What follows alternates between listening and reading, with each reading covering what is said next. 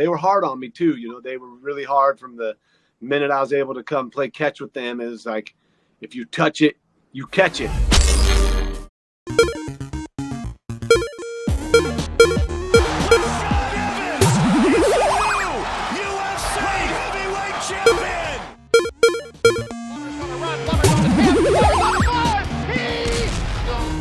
Sugar Snake Takes. What's up, everybody? You're here for another episode of Sugar Snake's Takes. This has been a real joy, a lot of fun kicking this off, and we're going to just dive into it today. And but first, want to know, Snake, you're out in Germany right now. Is that right? Yeah, it's been a really awesome trip. Very I don't know, when you're out doing stuff, when you get out of your own little environment and out of your city and your system and your little regular life you live, it's always fun to see what happens. So we got down to Berlin, and there's a Fungi Fest by Jasper and Fungi Academy, where me and Leo went to learn how to grow cordyceps right when we first got the farm, Michael Love Farm. And so here we are, like, immersed right into the German mushroom scene with a bunch of really dope, really cool, awesome humans, like trying to educate people. And we met a guy named Julian. We got reconnected with a friend named Yasmin, whose place we're staying at, who was also down in Guatemala with us. So yeah, you know, like, real quick, we're walking down the street after we meet Julian the first day we're here, and the next day we're just down, just making loops, trying to find some food. And we're walking down the street and out from this restaurant, yo, Leo, Jake, and it's Julian. It's like in a city of 4.5, 5 million. We bump into him on the street. So just reassuring to know that I'm here. It's where I'm supposed to be, and really cool stuff's happening. They got a good thing going here, like a lot of education also, like we're doing. Yeah, Jasper is so dope. He's such a good human being. Fungi Academy, if you all don't know what that is, check it out. They are killing it and so heart-centered. Yes. Love Jasper. Shaved all his hair. Shaved his head. So it's kind of an honoring of his 30th birthday. That's super cool. And I'm in Todos Santos, and we were talking before we jumped on about the universal language of athleticism. And when you travel foreign countries, that's an episode that we're going to have to pop off here real soon. But to be able to see people, I was at the jiu-jitsu gym and able to see guys surfing out in Cerritos. Like, it's just really cool to be able to have a connection through athleticism. So, but that's not what we're talking about today. Today, we are going to dive into role models. You know, Snake, Sugar, both you guys have, you know, such great careers and have probably been role models to a lot of folks. You know, a lot of folks looking up to you as you have progressed through your game and in the fight game and NFL. And Jake, I know that you had mentioned there's a lot of kids probably named Jake and Pat from your time at ASU. So the subject today is going to be role models and kind of thinking about, you know, what do role models mean to you, and who were some of your role models kind of coming up? So that's the question we're posing today. I'll let either of you take it away if you're feeling called to answer questions about role models. I'll start it off. You know, for me, I got pretty lucky with my development as far as role models are concerned, because, you know, right out the gate, when I started to get into my troubling time, when I got like 13 years old and I started going through puberty a little bit and started, you know, feeling myself a bit. My mom was working a lot at nighttime, and I'm a product of a single parent household. So I got to run shop pretty much when she was away. So I needed the discipline when I was around 13, and that's when I got into to martial arts. I had this karate instructor. His name was Carl Brusino, and he was a police officer, but he had a dojo, and I wanted to learn karate. So, you know, he took me in, and I didn't really, like, the first month I was able to pay, but then after that I wasn't able to pay anymore. And then in lieu of paying, he had me clean the gym. But, you know, I looked up to this guy. Everything that, you know, he did, I wanted to be. I wanted to be a cop. I wanted to be the martial artist he was.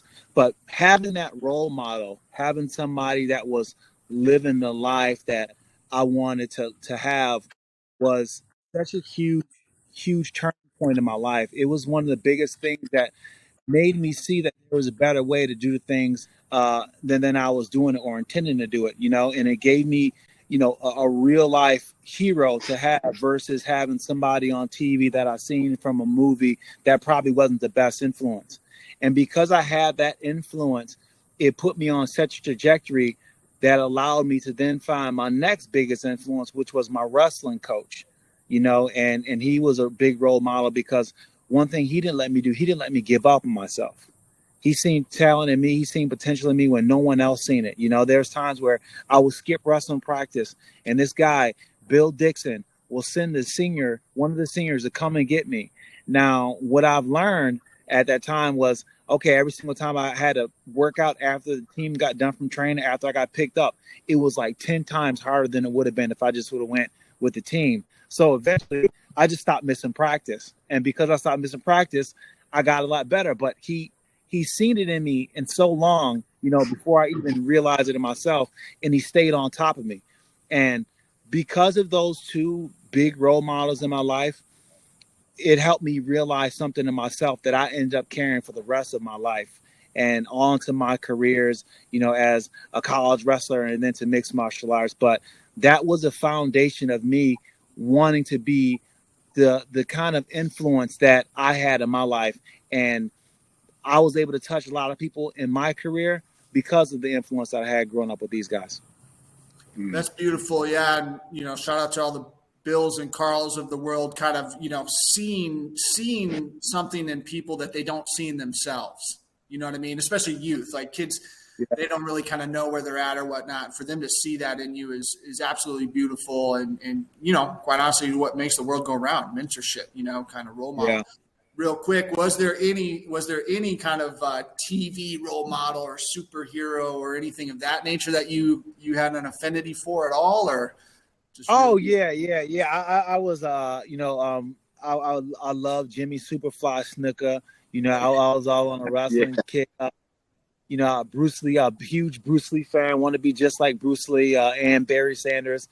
Imagine that combination. But I had those guys. But when it came time for like really me being like influenced to the point where it was just more than just an admiration, it was these guys who played that big role in my life. Absolutely. Barry Sanders was one of my favorite too. I remember I went to one of his practices in Detroit because my family's from Michigan, which I really botched that championship trivia question a while ago, not saying Detroit, but I remember patting Barry Sanders on his shoulders and being like, oh, he doesn't have his shoulder pads on. That dude's just thick. And he was just such a stud. So Barry Sanders was definitely one of my favorite NFL players for sure. So Daryl Strawberry too, right? He was just yep. Yeah. Bring it back, Mike. Was it too. Snake, how about you? Speaking of NFL and Barry Sanders, what role models in your life, any particular people come to mind? Yeah, I was lucky growing up. I'm the youngest of two older brothers. My brother Brett, my oldest brother, and my other brother Eric. They were my role models for a long, long time. I mean, that's who I wanted to be like. That's who I tried to emulate. That's who I wanted to be like, thriving and doing well on the field so that they'd be, appreciative of me or come give me a compliment. They were hard on me too. They were really hard from the minute I was able to come play catch with them. Is like, if you touch it, you catch it, like, okay, here I am, this 5-year-old kid diving for balls in the backyard because I'm trying to get my brothers to say, good job, Jake. Like just that was enough for me to go and get it. And so, yeah, my brothers were highly influential. They were both into sports and played everything, basketball, football, baseball, and we played handball, golf, ping pong, tennis. I mean, you name it, we were playing every sport you could. And it was fun because there for a while they were whipping my ass for years until I went to college and started training a little bit and coming into my own body and like being able to like compete with them. But there's one funny story. We were running track that I ran the 110-meter hurdles, and I was so bad I never practiced it. I mean, I was doing long jump, triple jump, high jump, and ran that. And I knocked over some hurdles. I jumped off the same leg that I landed on. I mean, I had horrible form. My brother, I took last place. He's like, no, you're not my brother anymore. And that crushed me, dude. And I went out and like dominated in the triple jump, long jump, and high jump. And he's like, all right, you can come back into the family. But that was the kind of pressure I lived under, you know, like they were really into sports and wanted me to play hard.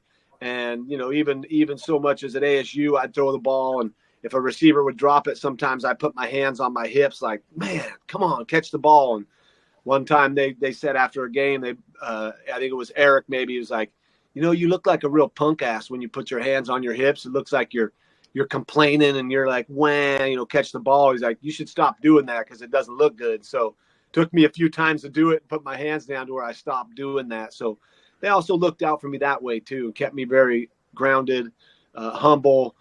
They were always like pointing out, hey man, there's someone over here trying to get your autograph. You should come over here. And just keeping me real. So my brothers were highly influential in my life. Also, you know, throwing stuff at me from a young age. I learned how to dodge stuff.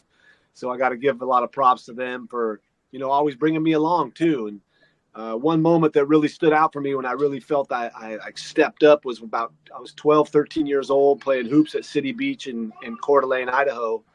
And no one would pick me up all day long. No one would grab me on their team. And my brothers get off work, come down. So I'm playing with them. And all of a sudden, man, I just lose it. I go unconscious. I'm like out of bounds, catching the ball and shooting threes and draining them. And like I hit like 4 threes in the game. And from then on, man, I was picked up. Anybody that was having a pickup game, they're like, let's pick up that kid Jake over there. You come be on our team. But it took my brothers to give me that chance and to instill that confidence. So always hats off to my brothers. And, you know, my coach, Coach Vogel in high school at Capitol, pulled me up from the sophomores to varsity. And I was like, ooh, I made it. But he pulled me up because we had a horrible O-line. I was getting my ass kicked on sophomores. And he really wanted me to not hate football because he saw the potential, but he just didn't want me to get hurt or to hate the game. So, you know, he was another highly influential person in my development along the way that saw something and gave me that confidence and like helped me along that path to get to where I'm at today. That's rad. I wonder if there's any sort of stats on how many professional athletes have older brothers who were beating their ass, right? Like it's or the youngest, yeah, like the youngest brother that ends up going the distance, you know, making it to the top. I mean, there's probably a lot. I don't know. Because they got bullied by their brothers. But all right, same question to you though, real quickly. Were there any fake role models or TV super villains that are your vibe? Who is it? Of course. You know, I mean, I watched a lot of Andy Griffith with my grandpa growing up. So, you know, Andy Griffith was good old Sheriff Andy was one of the guys, you know, he always had a great lesson. He always would always get taught in the episode, but he would never take credit, you know? So he was doing all these great things, but it was never like, yeah, that was me that helped Opie understand that, you know, the bully taking his coin, you got to trick him, you know, like that. And then also I watched a lot of Little House on the Prairie. So I don't know any young man my age didn't want to grow up to be Charles Ingalls, man. That guy was a badass man. And, you know, one episode that my brother reminded me of was when he was in the log cutting competition where they had to chop the log and he was against this big, massive lumberjack man. And they went down to the wire and the guy barely beat him when he was chopping the log with the axe. And Mary came over afterwards and, you know, Charles is kind of dejected. And she said, "Pa, I gave you the wrong axe. This is your sharp axe." And he's like, so he barely lost using a dull axe, but man, Charles Ingalls for sure was the man right there. And then, you know, I really looked up to Walter Payton. Like I loved his game. I loved his style. I wanted to be like Walter Payton and run like him. And he was my favorite player to watch growing up football wise. Beautiful. Simpler times, Little House on the Prairies, Andy Griffiths. Do the whistle. You've got such a good whistle. Remember Are we ready? Yeah, do it.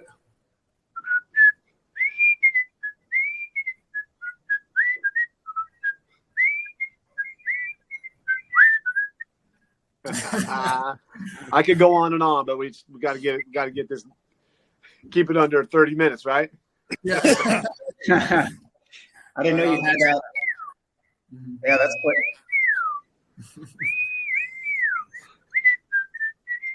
Yeah, man, that's a good one. Rashad can do it too, huh? Yeah. No, his whistling was making mine better. I thought I was whistling that good, and then I tried. I was like, "Oh, the air was coming out." I heard you backing me up, Rashad. That was nice, man. We might have to cut an album. The whistlers. Awesome. All right, guys. Well, it's time for another round of the Sugar Snake Showdown. So hopefully you guys are feeling fresh, feeling ready to go. Today, we're going to be focusing on some sugary questions. And with that in mind, we're going to kick things off with Rashad. Yeah, baby. On May 1st, 1986, Sugar Ray Leonard announced he would come out of retirement to fight which boxer in what would become dubbed the Super Fight?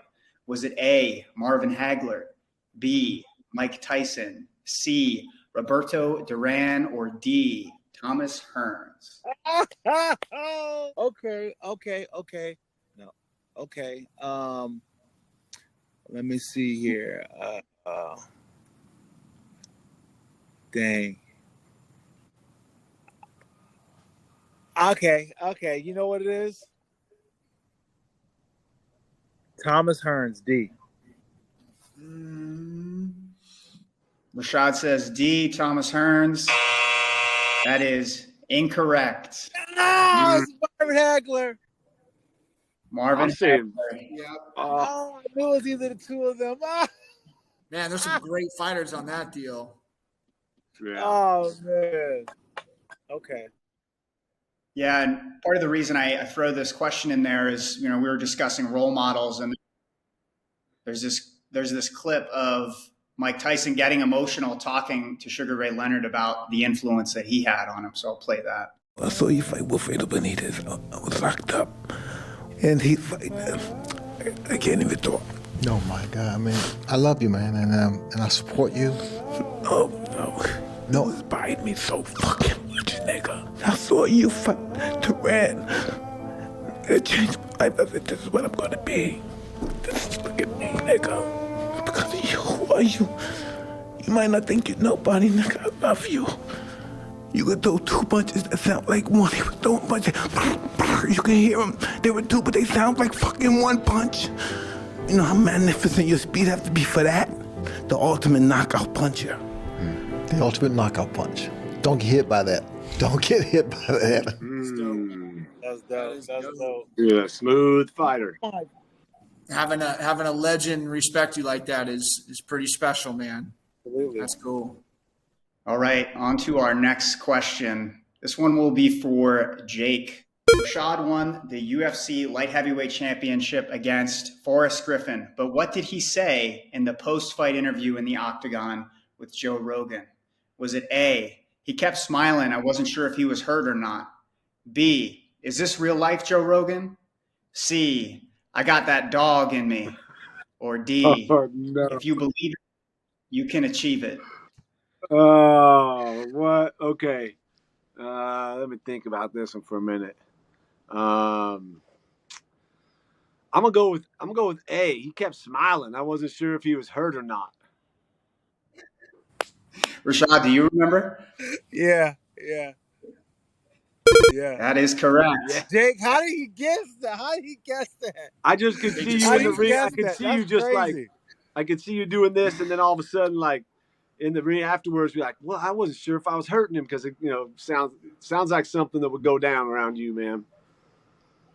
Yeah, like damn, Jake knows his boy. Just like that's crazy. Just take a look at the end of the fight on the big screen.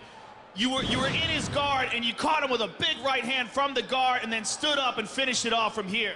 Yeah, that's that ground and pound that we learned at Jackson's, man. Just get up and hit him. I knew I had him in trouble. It looked like he was trying to tap. Well, he kept smiling, so I didn't know if he was hurt or not. So at one point I was like, they kept letting me hit him, so I was like, all right. Well, Rashad, awesome performance from your time on The Ultimate Fighter. I mean, it's been an incredible journey. Here you are the UFC light heavyweight champion of the world. Congratulations, my man. Thank you, I appreciate it. Rashad Evans, ladies and gentlemen.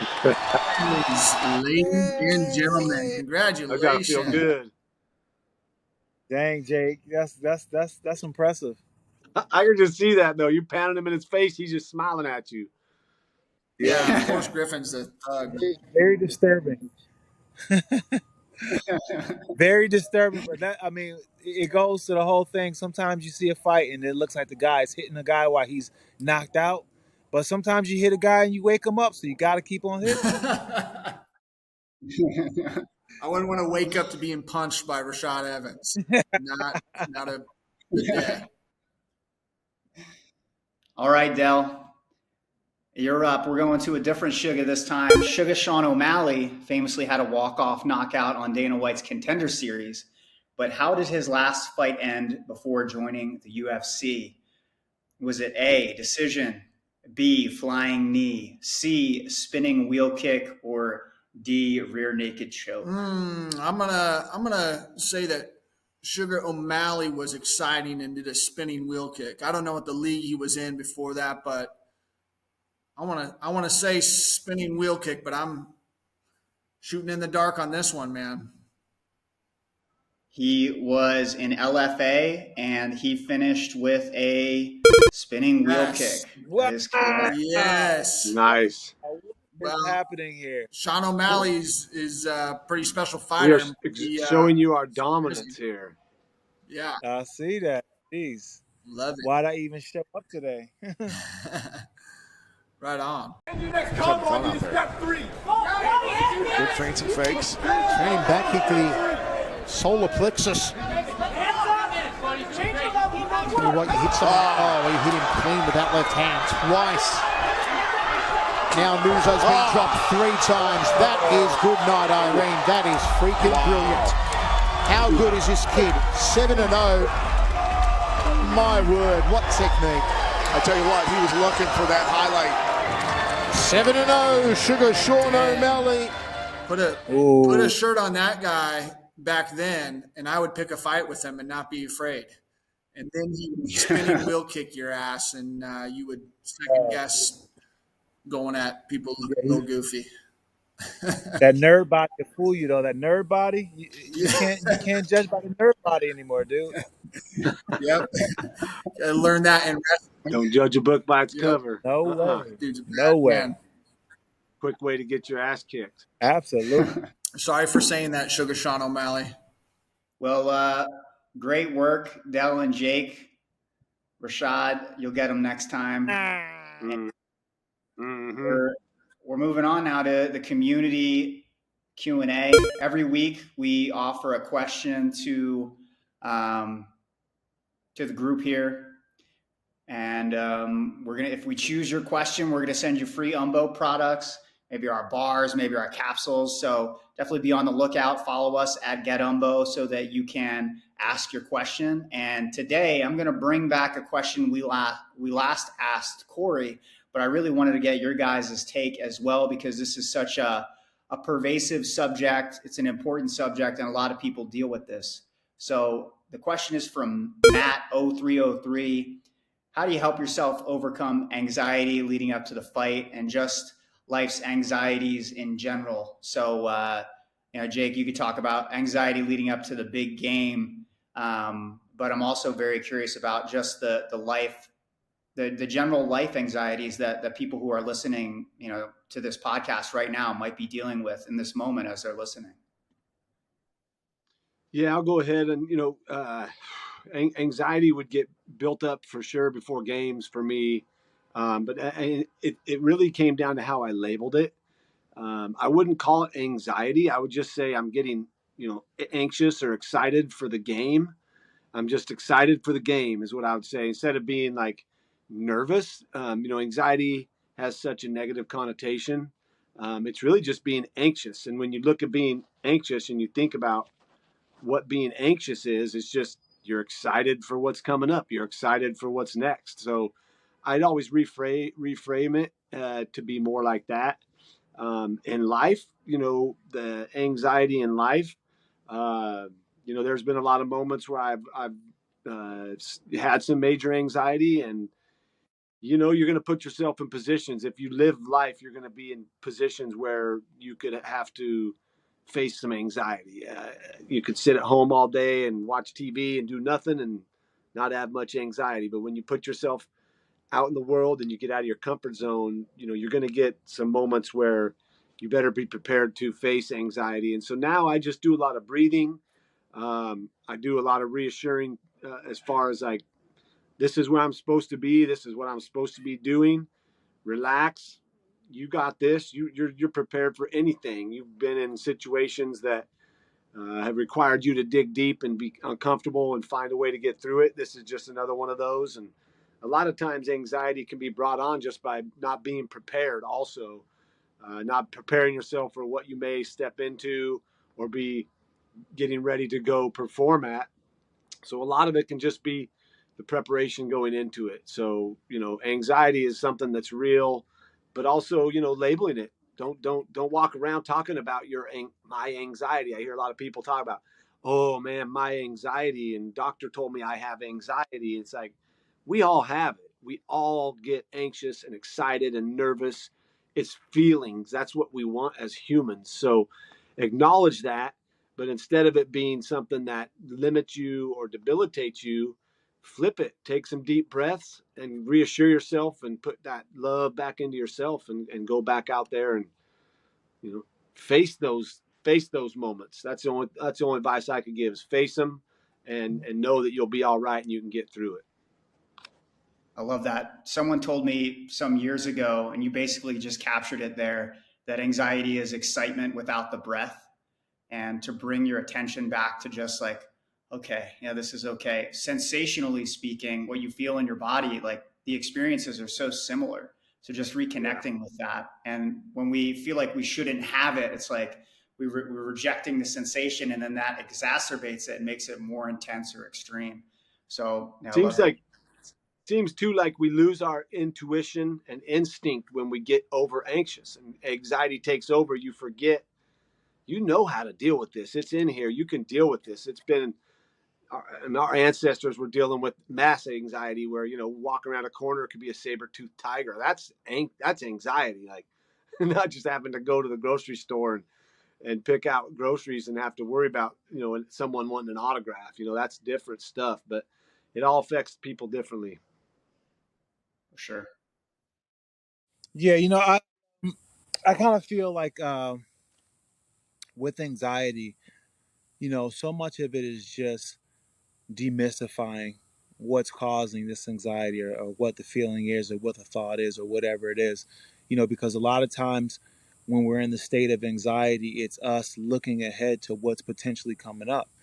And a lot of times we have the tendency to make something a lot bigger than what it is. So whenever I find myself feeling that feeling of just overwhelming anxiety where it caused me to kind of take a pause, I take a pause and I ask myself, what's wrong with me right now? What's wrong right now? And then I start from there. And once I'm able to feel myself at that specific moment, I feel my calmness. I feel that I'm okay. I feel that I'm not in any danger. And then I start to slowly expand from there. Okay, so now that I know I'm okay right here, am I going to be okay in 10 minutes, in an hour? Okay, so what's causing that feeling? What's causing me to feel that way? And then I start to just completely unmask it. And then before I know it, I've unwound this feeling and these thoughts to the point where it really got to the essence of what's causing the anxiety. And a lot of times it's just my idea of thinking that I'm not going to be prepared. It's always like, am I going to be prepared? Am I going to be ready for? And I always just have to bring myself to the point of whether I am or whether I'm not, it is going to be what it's going to be. Can I live with it? Can I live with the results either way? And then I go from there. But it's just a matter of being able to take that inventory of self, being able to really have that conversation with yourself. And once you start having that conversation with yourself, once you really start to face it, once you really start to really put it in perspective, it falls away without even trying. It falls away under scrutiny. And that's the thing about anxiety, is the fact that it's not really anything that's solid. It falls away under scrutiny. And once you start to look at it, you start to realize that man, all I really need to do was just give it the proper attention. And once you give it the proper attention, it just completely vanishes most of the time. That's some Rashocrates right there, Yeah, man. always Nice. good. That was nice. It's beautiful. And all I'll say is to echo that, one of the stories that you've told us, Rashad, and you've said it before, is before fighting Chuck Liddell and Randy Couture telling you, you haven't made friends with the worst outcome. Yeah. Anxiety is a fear of the future, and depression is reminiscing on the past, and like what's happening right here, right now. And to analyze your anxiety, what is the scary outcome? What's the worst outcome? Let's make friends with that. Let's kind of do the thing. Is that bad? And is it happening right now? That was a good question. No. Because a lot of people suffer from anxiety. Yeah. Or the perception of it. It's more of a mind thing than it is a heart and soul, like stomach thing. You feel it in your stomach, but it's mostly up here. Absolutely. And it's a reminder of just where your presence of mind is, right? Like when you're feeling that anxiety, that means that you're not really focused on what's happening right now. And that's another thing that can kind of help keep those feelings and those thoughts of anxiety at bay, is just, what am I doing right now? And thinking about the right now would take care of anxiety. Yeah, dropping into the present moment is huge, because your anxiety can be caused by what you think may happen or what someone may perceive, or if you're not, stepping into something you're not comfortable with. But yeah, you just got to be present with the moment that you're in. Yeah. Beautiful. And just know also that it's kind of crazy, but the truth of the matter is that we don't think that we're ready, but for most moments that just happen on a normal basis, we can handle. We can almost handle anything that happens at that given moment. But just being able to trust that you're going to be able to handle anything that happens in that given moment, it causes anxiety because sometimes you don't know if you're going to. But out of survival, out of your need to make it through it, you always figure out a way to get past it. Always. Beautiful. Well, that is a good bow to put on this episode here. Thank you, Suga. Thank you, Snake. Appreciate your wisdom on these questions. I love these questions. It's a great ending to this show, and that wraps this episode. Thank you, guys. See you guys. Peace.